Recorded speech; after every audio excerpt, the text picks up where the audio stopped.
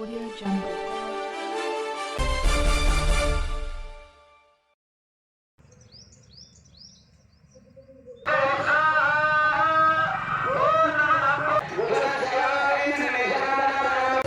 చూడు mummy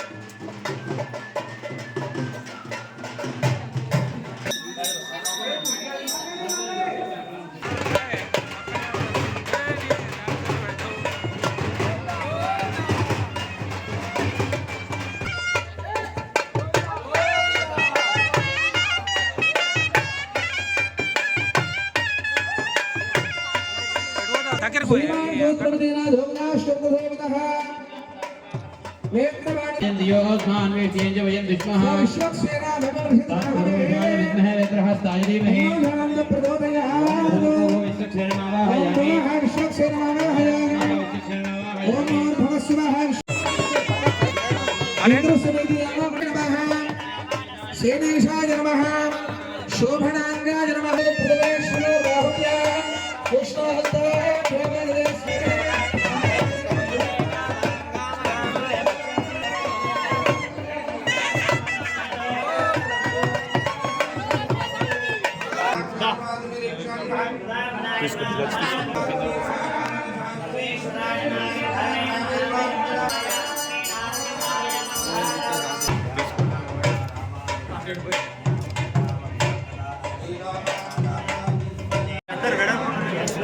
door side లో ఉన్న వరకు ఎంకెల్ జరిగి రైట్ రండి రండి కొంచెం ఎంత రండి సార్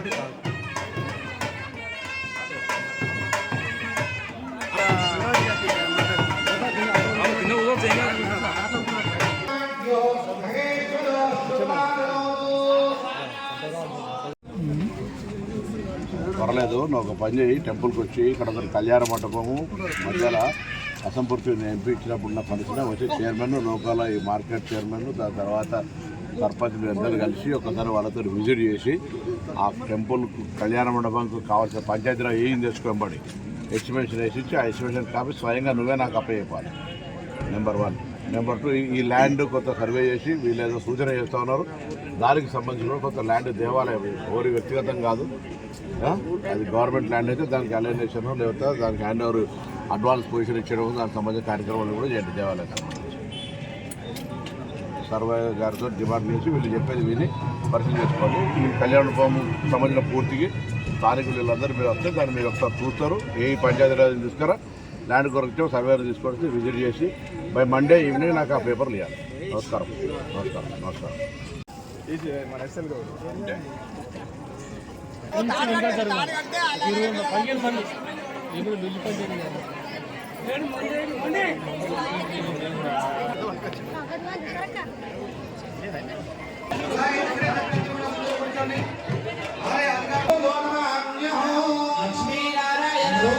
నమస్కారం చేసి పట్టుకోండి అనండి.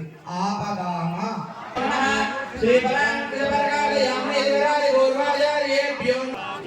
శ్రీరామం భూయో ఓం మహాపో జ్యోతిరసో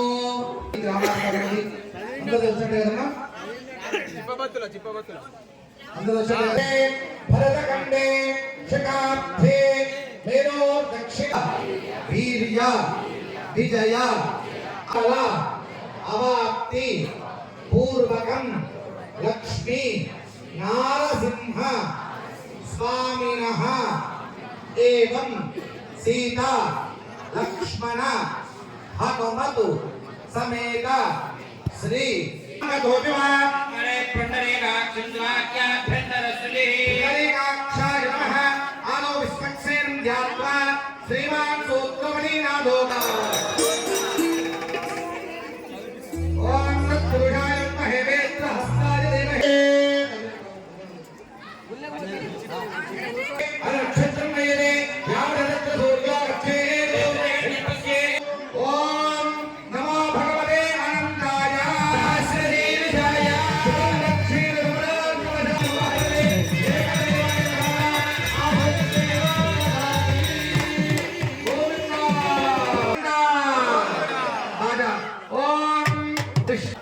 జాగరణ ఇస్తే అతను చక్కగా వెళ్తూ మీ అందరి పైన ఆ తీర్థ ప్రోక్షణను చేస్తాడు. ఎందుకు చేసుకోవాలి తీర్థ ప్రోక్షణ?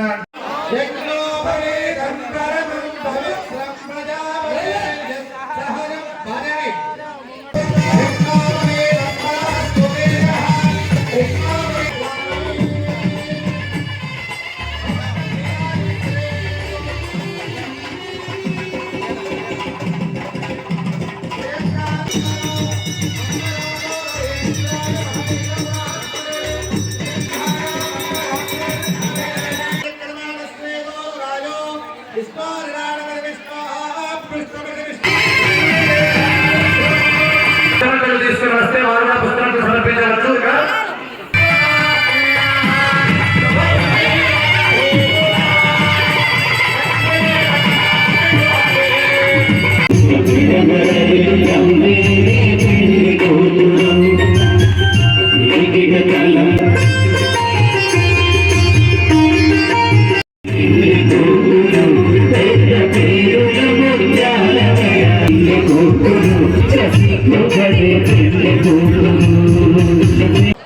క్షయార్థం సమస్త మంగళ అవాప్తి పూర్వకం లక్ష్మీ నారసింహ స్వామినః ఏవం సీతా లక్ష్మణ హనుమతు సమేత శ్రీ రామచంద్రషే భరతఖండే శకాబ్దే మేరో దక్షిణ.